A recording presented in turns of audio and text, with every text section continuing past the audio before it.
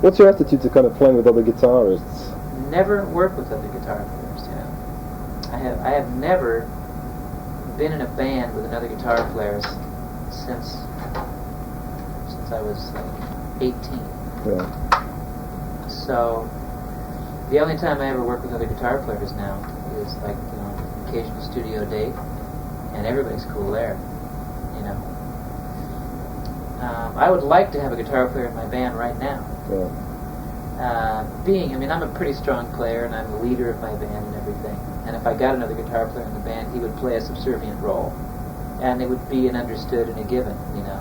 So I wouldn't have to worry about ego problems. I wouldn't hire anybody where there was going to be ego problems.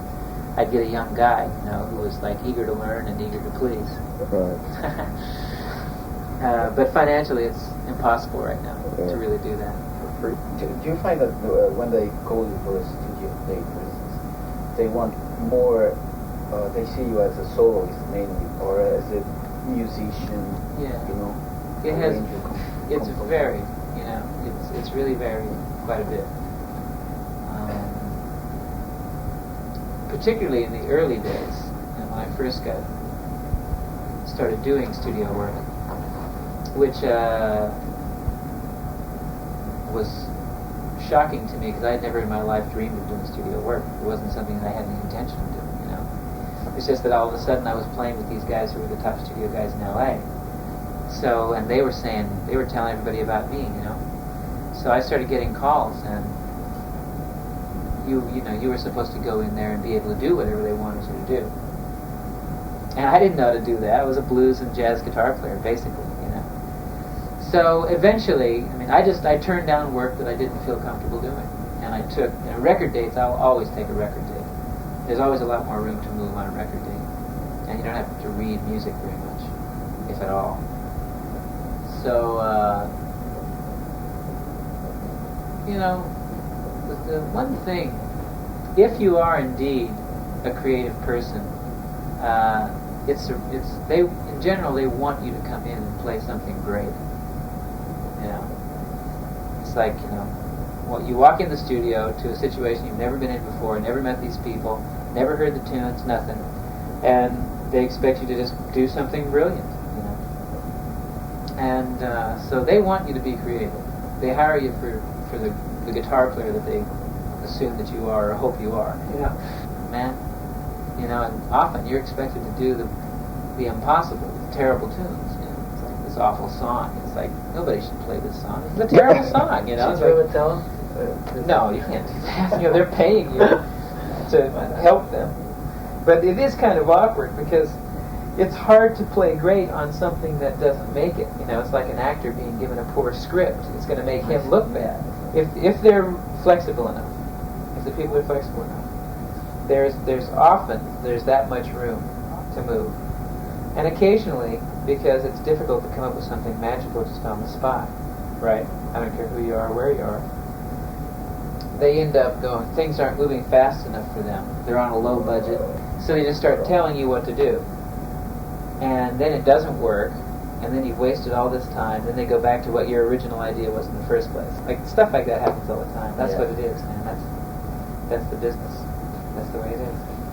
Yeah. Okay, because this is something that Larry Carlton, I heard say once, was that you want to go into a studio gig, like he said, with 8 or 9 marbles in your bag. Which is to say that you have a backlog of material that you can pull out that you know is going to work on different styles of music. So you're always kind of prepared when you go in. That's a mistake that I definitely made in the earlier days of studio work. Walk in here I am. My background's blues and jazz, and I'm given a rock piece of music, and I'm not going to be able to play this thing like some guy who's grown up playing rock and roll all his life. Right? I mean, I never even thought about that. You know, I thought I should be able to do it. I used to give myself a hard time, like I'm not able to cut the mustard in this situation. When that wasn't the case, I'm a good enough musician. That's true, but I just didn't have the background in the style. For studio players, that's very important. You need to get a backlog of material in different styles of music so that when you go in, you've always got something to pull out. And it seems like it's even getting more and more difficult for something to be creative. At least it is with the major labels these days. It's very difficult to hand them something that's actually creative and different and interesting, because they're not interested, in something that's creative and different and interesting, unless it's like Thomas Dolby, Thomas Dolby. Blinded by Science came out. To me, that was a unique thing. I went, whoa, that is different, and I dug it. And you could dance to it. It was kind of humorous. It had a lot of great elements in it. You can be creative in the pop field. It's just that's never been my particular interest, to be creative in the pop field. Yeah, I'm kind of creative in another way. As a matter of fact, I mean, it's all, the more you know on your instrument, the better. That's the truth. It can get in the way. And at this point, I mean, I've been playing guitar for 20 years now, and I've had a lot of different experiences. At this point, I know the value of having a lot of good technique under your belt, But I've also learned how to edit myself pretty well, so that I don't abuse technique. And the music that I really like and am drawn to and like to work at writing, for the most part, is based on some kind of classic form, like either blues or jazz. Classic forms. Even in classical music, I like to listen to and enjoy it. And I can learn from that. But I can't put on a Van Halen record and get anything out of it. I can dig, the way Eddie plays. But, and all the music that you hear on the radio today, it's like tons of synthesizers. 9 times out of 10, it's a drum machine. There's not even any bass guitar on the records anymore. It's synthesizer bass. I think it's disgusting. Can you talk about your equipment? Yeah. Sure. I use a Howard Dumble Overdrive Special. Howard lives in Hollywood, and he custom builds every one of his amplifiers. And they're very expensive. I paid $1,320 for an amplifier head with no reverb or a speaker to sew. And now even that amp is way more than that. Now I think it's like 15 or something for that amplifier. Same one. Is there anything particularly special about how he builds it? They're very well built. They have the best overdrive that you can get. Tube amplifiers, yeah. And it's the best sounding overdrive that I have ever encountered. And that is the best feature about it. Clean sound is good, and when the amp is in really good shape, it's like dependable. He builds them really solid. And it's a tube amplifier, which is hard to find a lot of times these days. I guess people are starting to revert to tube amplifiers once again. Solid states become a little passé, I guess. But, fortunately. Yeah, right, except here. But, anyway, so I use a Howard Dumble Overdrive Special. Has it got kind of 2 channels? Yeah, channel switching. Yeah. A lot of people don't know about it. Well, obviously it's not marketed. And he does no advertising. It's all word of mouth. And he builds each one. He hand builds each one for each person. It costs a lot of money, and they can take you over a year to get after you give them the dough. What is the power? 60, 100. And he also makes them with 150, and he told me he made one with 400 watts a power. Alongside the Dumble, I also use a Fender Concert, which I'm going to change to a Fender Twin. The Fender Twin 2. I don't use JBL speakers, although in Japan I used a couple of Fender Twin 2s, and one of them had JBLs and the other had the regular Fender stock speakers, and I really dug the combination. So I'm not sure. I might mess around there with speakers. I use EVs and Celestions. 212s for the Dumble. I use a 212 enclosed cabinet, and then 2 10s in the Concert, which I'm disenchanted with at this point, and I want to change to like 2 12s or 112. So 2 amplifiers, stereo chorus with like compression and delay. That's the basic thing, bam. And then what I really like to do is have that setup plus another setup, which is just one Dumble amplifier with one 12-inch speaker and that I just plug in like a 335 type guitar. And that's for just blues and kind of straight playing, you know, without worrying about effects and stuff too much. I have a rack-mounted Dynamite chorus, which is called, it's actually made in Japan, it's called Songbird over there. And I bought it in Japan and had it converted to the proper voltage over here.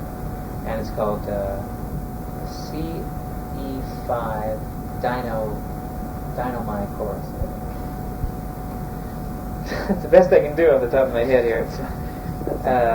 And I use a Roland Digital Delay. The SD3000? 1000. 1000? Yeah, I use the 1000. Well, you know, 12 presets. What's the use? Did you have some kind of choice? Well, I'll tell you the truth. I hear that the 3000 has a little more headroom. Yeah. I'm not sure about that. I've never compared them.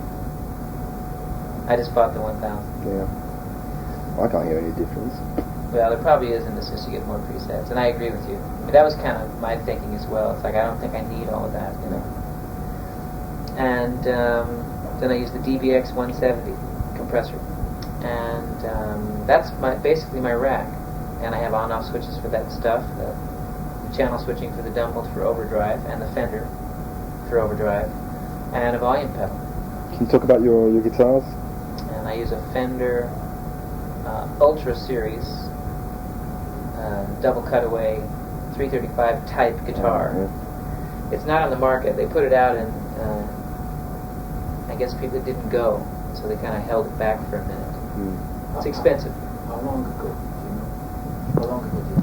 It's not Just a Starcaster. And it's hollow. It has no F-holes. It's not exactly hollow. It's got sound cavities in it. I mean, they're a little just a cavity tube. And good guitar. I really like it. I use it all the time. And I have a 1958 Fender Strat, an inch guitar. Kind of a tobacco sunburst. Light. Guitar I just had built by this guy named Jim Tyler in North Hollywood. He built a guitar for me that has no name. It's a Strat type guitar, and it's got Dan Armstrong pickups in it, which are really great. He just started making them. They're expensive, but they're really great. They're like $120 a piece on the list. And they're really good pickups. Really like them a lot. And that's basically my stuff. But have you been through kind of a lot of guitars and you discarded them for different reasons? Well, basically, I was a 335 player for a long time. And I started feeling the need for a guitar that was a little bit more versatile rhythm instrument. The 335 is versatile. Very versatile. It's a great guitar. I wanted to get some different sounds, you know. And so I bought a cheap Fender just to try it out from this guy. I paid $425 for this Fender. And it was a nice guitar, man. I've since gotten rid of it, but it was a nice little guitar. And there was more and more demand for it in the studio. Yeah, man, you walk into the studio, if you got a Strat, you're in pretty good shape.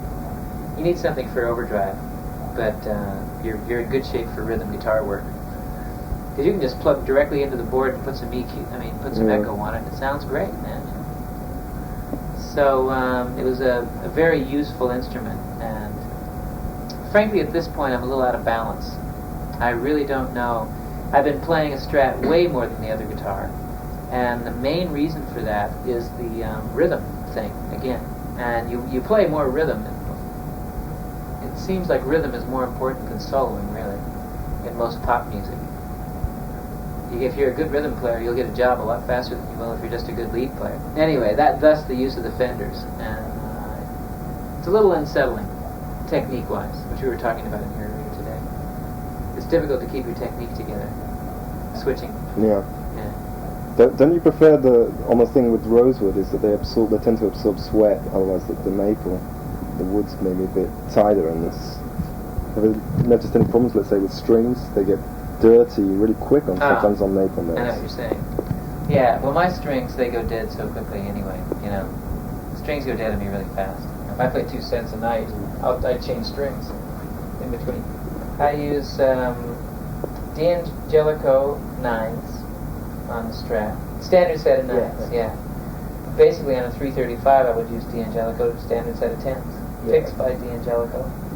Heavy, light? Medium. They're like Fender mediums. Yeah. Yeah, same thing, exactly. What do you think about G.I.T. Well, I think there's kind of two sides to it. Like, I talked to a guy here. I guess I'll just go ahead and speak freely. Scott Henderson. Yeah. Scott came here, and he'd already studied music a great deal.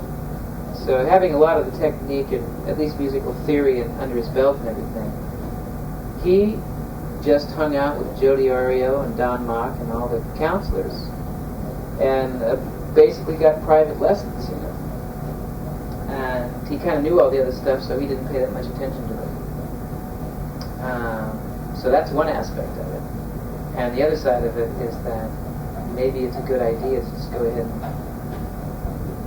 push yourself through it, you know, because you will acquire so much, you know, knowledge about music and technique and different approaches to bettering your technique, that once school's over and you take a vacation, you know, that everything would be fine, you know. It's sort of like you'd be glad you did it. I'm happy to hear that most people fourth quarter go, man, it was great. They really feel like they're glad they did it and they got a lot out of it. So I don't know. I used to think that you had to do country, rock, blues, jazz. You had to go through all this stuff here at the school, but you don't have to, do you? You pick and choose. Yeah. Oh man, you know, if you can specialize, then you know where you can put your energy.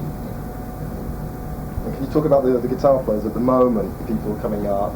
I've never listened to guitar players except for blues players.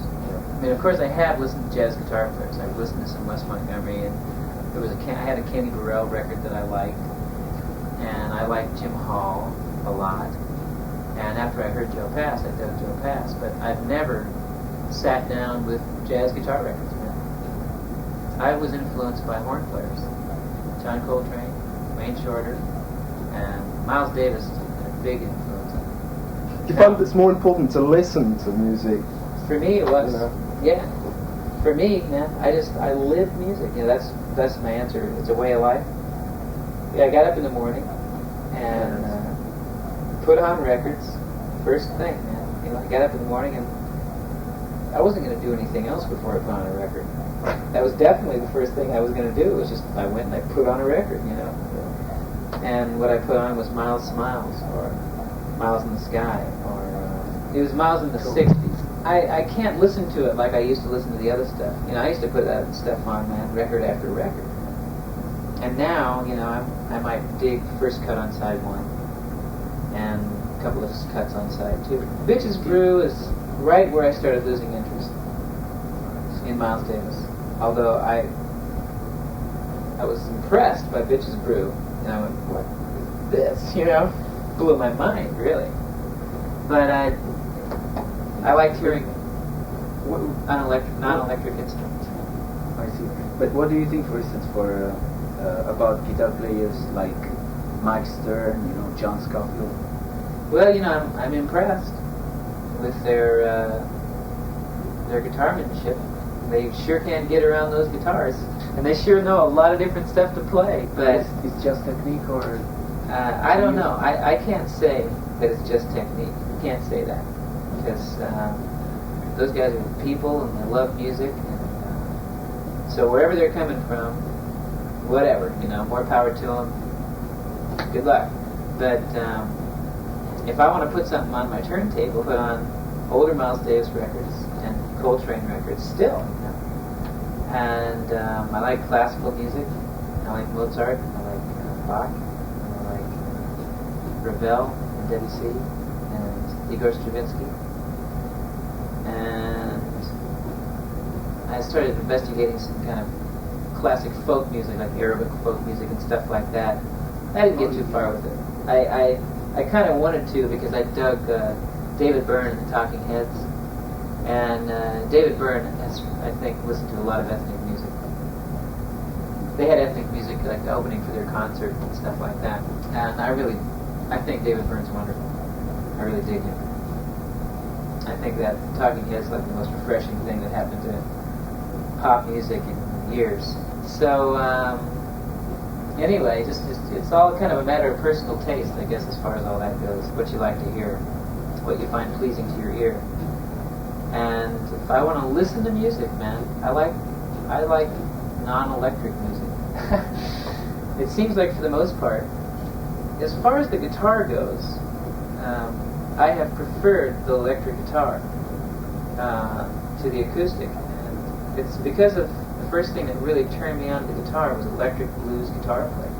So, you know, that's kind of wherever you start, that sort of stays with you, man. And at the same time, my first instrument was actually the saxophone.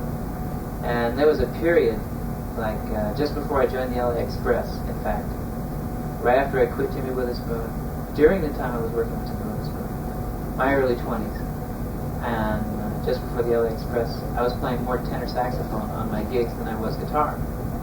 So I really dig, I like saxophone, I like jazz, and I really love the acoustic piano. I write a lot, I play as a piano, self-taught there, you know, and it's just more pleasing to the ear, somehow. Electric music is great and fine, you know, but what lasts for me is basically kind of classic musical forms. The things that people are going to be listening to way beyond us. People are still going to be listening to classic musical forms. Well, a friend of mine went to see you playing at my place, and he said that, you know, it's kind of a happy event. Yeah. So you accord lots of importance to that, kind of giving out something positive. Very much. Yeah. Yeah. Everybody should enjoy themselves. What's the point of being up there? I've never been like too much of a guy who played for himself on the bandstand. I was always sort of like throwing it out there at the audience. And now I think it's gotten a little bit more refined. And it's more just like a state of mind of being when you're out there, you know. There's an audience. And the jazz musician's been known for forgetting about the audience, right? He just plays for himself. They could be there or not, and he'd still be doing it. And a lot of popular music is created only for the audience, and the guy couldn't care less if he knew how to play, as long as he was making a lot of money and being famous. You know? They don't care about art, they care about the fame and the money side. So, I mean, I'd like to kind of balance those things out a little bit. And so I like to go and have a good time, and I like the people to have a good time, and I like to be doing a genuine kind of music. Yeah. Well, when you're going to be going over to Europe, who are you going to be playing with? You know? Oh, as it stands, it's Jeff Berlin, Joe DiOrio, Paul Humphreys, and myself. Yeah. And we're going to London, Paris, Brussels, Hamburg.